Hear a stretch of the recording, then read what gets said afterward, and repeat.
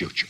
Economy right now, it's extremely supporting of the president and his policy. FBI scientists have found chemical traces consistent with a bomb or a missile on a piece of wreckage. Police using clubs and tear gas against demonstrators. So-and-so and a white fascist. Like they said, you're getting some of your own medicine. Va ora in onda Te la ridò io, l'America, con Matteo De Sio. Welcome everybody, buongiorno a tutte e a tutti. Questa è Te la ridò io, l'America, questo è il nostro appuntamento settimanale dedicato alla nazione a stelle e strisce. Per cominciare la settimana tutti insieme, un po' più smart, un po' più attenti a quello che potrebbe capitare in futuro proprio direttamente dagli Stati Uniti. Ecco, ci sono tante poi notizie, come sempre. Parleremo delle aree nucleari che forse, dei siti nucleari che forse ci sono ancora in Iran, parleremo dello stretto di Hormuz e le tattiche di Donald Trump per cercare di aprirlo anche al resto del mondo. Parleremo anche, attenzione, dell'opposizione interna forte per quanto riguarda una scheda elettorale americana, nonostante le contraddizioni che contraddistinguono proprio il Partito Democratico, che parla tanto, e poi vedremo, di elezioni rubate nel 2024. Ma cominciamo subito con le notizie più scottanti, ovvero partiamo dall'Iran, partiamo da un Iran che continua a reggere l'urto dei bombardamenti sia di Israele sia degli Stati Uniti, un Iran tra l'altro che secondo la maggioranza dei cittadini americani vedrà anche lo sviluppo probabilmente di conflitti a terra, perché secondo gli americani il presidente degli Stati Uniti cercherà assolutamente di inviare le truppe all'interno del paese, nonostante tra l'altro la maggioranza della popolazione in realtà sia in disaccordo con una guerra a terra proprio in un paese ostile. Ricordiamo poi che gli ultimi conflitti comunque non sono andati bene, quindi ci sta una ritrosia ben giustificata da parte dei cittadini americani per una guerra prolungata in un territorio dall'altra parte del mondo, nonostante l'alleanza con Israele. Ma andando avanti con le notizie, ecco, vi sono difficoltà per quanto riguarda proprio i fondi per la guerra in Iran, questa operazione in Iran. Perché? Perché il Congresso in questo momento sta mettendo i bastoni fra le ruote proprio ai danni della presidenza Trump, con i 200 milioni extra di budget chiesti dalle forze militari americane, che in questo momento sono proprio bloccati da un congresso che parla in alcuni politici parlano di non poter inviare soldi così ingenti per una guerra lontana, quando ci sono persone che hanno difficoltà in casa. Ecco, comunque parliamo, attenzione, di un congresso che tra l'altro sta mettendo i bastoni fra le ruote anche per quanto riguarda la politica interna, e poi ovviamente lo vedremo in questa rubrica. Ma la notizia importante di tutto questo ovviamente è che secondo il presidente Trump servono ulteriori fondi per continuare questa operazione speciale, anche perché il presidente ha dichiarato che non si può agire per un cessate il fuoco con l'Iran, perché non si chiede la pace, non si chiede il cessate il fuoco quando si è in una posizione di estremo vantaggio e si sta demolendo il contendente. Quindi parliamo di un Trump in questo momento sicuro per quanto riguarda le forze armate per quanto riguarda la propria politica sul piano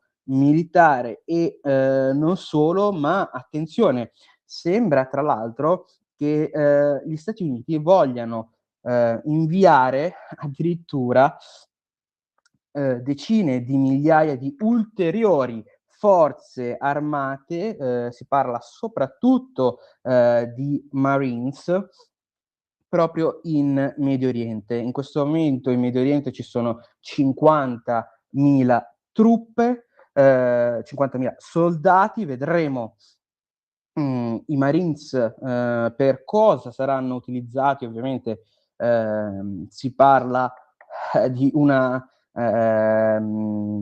possibilità molto remota, quella della guerra ovviamente su terra, ma niente è da escludere in questo periodo storico. Parliamo anche, attenzione, di truppe che saranno inviate addirittura prima del previsto, ahead of schedule, come dicono gli americani, quindi addirittura nella loro organizzazione, nella loro agenda avevano già deciso di inviare qualche truppa, ma il presidente Trump ha forzato la mano per inviarle proprio il prima possibile. Ma attenzione anche ad altre notizie, sempre per quanto riguarda l'Iran, e ovviamente ne parliamo perché è uno scenario fondamentale per il panorama della politica internazionale. L'Iran sembra proprio che abbia dei siti, delle aree nucleari che sono nascoste dalle montagne, che devono essere a parere ovviamente delle forze militari americane, quindi ovviamente di parte, però parliamo di siti nucleari nascosti che devono essere assolutamente neutralizzati. Parliamo anche di una richiesta, tra l'altro, di un'agenzia federale, parlando proprio di Israele e Stati Uniti, che devono farlo prima della fine del conflitto, proprio per cercare di far prevenire una situazione in cui i sopravvissuti del regime di Khamenei, nonostante non vi siano personalità che vogliono prendere il comando in questo momento, come anche detto in maniera ironica dal presidente Trump in queste settimane, ma parliamo di un Iran che ovviamente non deve in nessun modo, soprattutto se rimane a guida religiosa, mettere le mani sulle proprie riserve di nucleare. Ovviamente parliamo anche di una situazione complicata per questi ed altri motivi, ma soprattutto per quanto riguarda lo stretto di Hormuz, che per gli Stati Uniti, per Donald Trump, devono essere riaperti.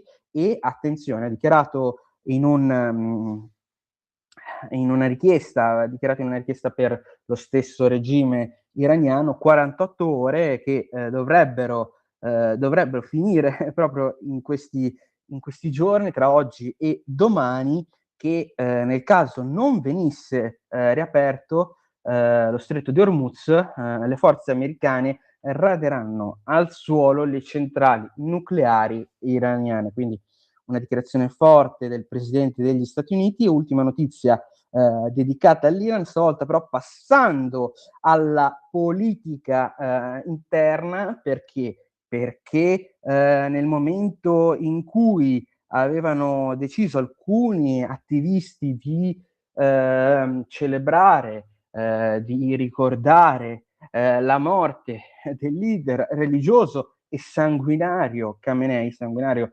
perché ricorderete come stava reprimendo nel sangue le proteste soprattutto delle donne iraniane. Ecco, questa celebrazione in realtà si è trasformata in una protesta anti-americana e di una manifestazione pro a favore del regime che, attenzione, ha portato anche a degli scontri fisici con le persone e con la polizia. Questo ovviamente è una situazione molto complicata e fa capire quanto la propaganda, e quanto sia complicato, tra l'altro, intercettare, questi fondamentalisti, perché in questo caso, sfido chiunque a smentire, si tratta di fondamentalisti che, rischiano di mettere in difficoltà anche la vita pubblica, della popolazione. Ma passando adesso a un altro, regime, ovvero quello cubano. Cuba ha ricevuto un blackout di 18 ore, attenzione, ma, i cubani che sono in questo momento esiliati, a Miami hanno festeggiato comunque in piazza perché secondo loro sta finendo il regime. Quindi ovviamente, le persone di sinistra in tutto il mondo, si scaldano per quanto fatto dagli Stati Uniti, a Cuba, mentre chi ha origini o chi viene addirittura dal paese, festeggia, come è successo tra l'altro con il Venezuela. Ma un'altra, situazione molto strana per quanto riguarda gli Stati Uniti sono le proteste dei democratici per quanto riguarda il voter ID, quindi una scheda elettorale americana. E perché? Perché quando Donald Trump questionava la validità delle elezioni del 2020, ovviamente i democratici, con presidente Biden, erano pronti a dichiarare quanto non si potesse assolutamente mettere in crisi il sistema elettorale americano, e come non si potesse sabotare in nessun modo la macchina elettorale. Infatti, tra l'altro, Tina Peters, una donna che aveva cercato, tra l'altro, di verificare se le elezioni del 2020 fossero state, a suo dire, eseguite nella corretta maniera oppure no, è stata poi incarcerata. In questo momento sta passando mesi di carcere dopo la condanna, proprio per le elezioni del 2020. Ecco, gli stessi democratici nel 2024, con la vittoria di Donald Trump, hanno dichiarato che le elezioni del 2024 erano addirittura falsate. Nonostante questo sono contro la scheda elettorale, la fascista scheda elettorale che abbiamo addirittura anche in Italia. Quindi questo per farvi capire come le pulsioni, come la politica americana molte volte sia più dettata dal volersi schierare in maniera ostinata contro il prossimo, piuttosto che ragionare, piuttosto che rimanere anche coerenti con le proprie idee. Ecco, poi tornando all'Iran, Donald Trump è stato anche corretto quando dichiarò di una possibilità per il regime iraniano di avere i missili intercontinentali. Perché? Perché avete visto sicuramente nelle immagini che un missile addirittura stava venendo intercettato sull'oceano, scusate, Indiano. Quindi parliamo di un missile che avrebbe potuto raggiungere addirittura l'Europa. Ovviamente non sarebbe mai stata l'Europa il primo obiettivo del regime, ma questo per farvi capire semplicemente quanto il resto del mondo in realtà continui a finanziare i progetti per quanto riguarda l'innovazione militare, ma non, come dicevamo, con l'Europa comprare le armi a caso, ma si parla di innovazione e soprattutto è sempre importante ricordarlo quanto l'innovazione militare poi produca tante comodità per l'uomo civile. Ovviamente non sto parlando quindi a favore del riarmo, sto semplicemente dicendo che il progetto, ad esempio, del riarmo in Europa sia sbagliato perché ci si vuole riempire i magazzini di armi che sarebbero poi ferrovecchi tra una decina d'anni. L'importante però è sempre avere una visione per quanto riguarda, purtroppo, perché non è un mondo in cui ci si possa semplicemente stringere la mano, ma per rimanere sempre perlomeno al pari degli avversari come lo sono i regimi antidemocratici e